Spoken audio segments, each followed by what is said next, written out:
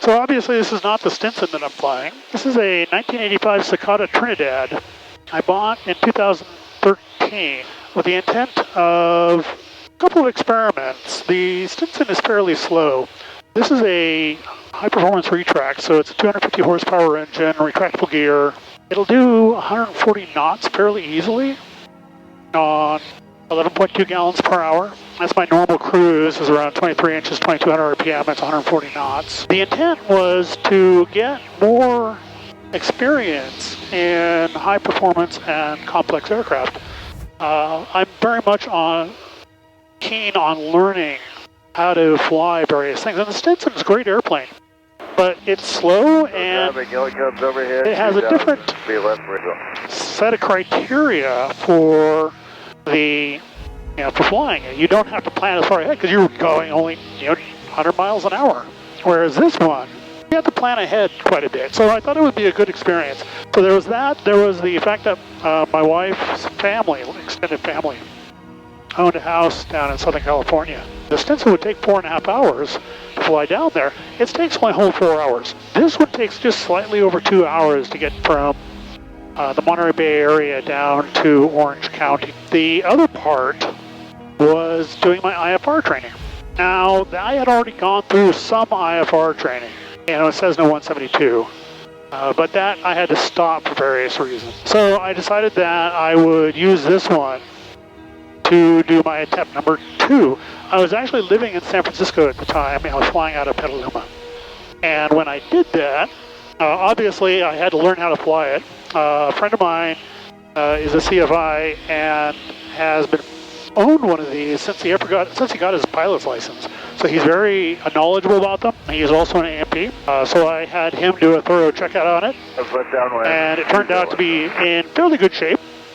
The insurance requirements were not too bad. I had 400 hours or so, most of it in tail draggers. So I ended up having to do 10 hours on instruction and 10 hours solo time, which was not difficult for me, especially since I was commuting back and forth between Watsonville and Petaluma to visit family and things.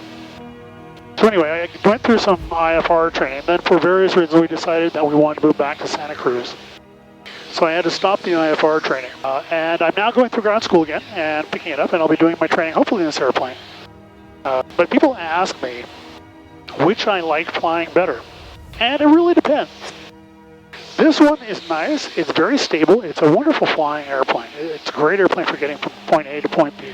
And because of the large windows, it's actually pretty nice for sightseeing. You can't, look down because of the wings, but you've got a fairly good view in front of the wings. The Stinson obviously is better for doing that. If you want to do sightseeing along the California coast for a while, it's going to take you a bit of time to get there in the Stinson. If I were to say I'd wanted one airplane only, I'd probably say the Stinson, and I'd probably see if I can rent a faster aircraft occasionally when I needed it. Most of the flying I do is coastal California and doing sightseeing. Having both aircraft available is really nice. I can get everywhere on the Stinson I can get with this to a point. I would be more comfortable with this one flying over the Sierras. It will handle the high altitudes much better than the Stinson will. But yeah, it's nice having two airplanes available. I know it's a privilege. It really depends on the mission which one I like flying. A lot of people I talk to when they find out I have two airplanes, they always ask, well, which one do you like flying better? It's like, well, that depends. 1932 Zulu. Wind 220 at 05. Visibility 10. Sky condition clear. Temperature 24 Celsius. Dew point 15 Celsius. Altimeter 3001. Remarks. Density altitude 1,200.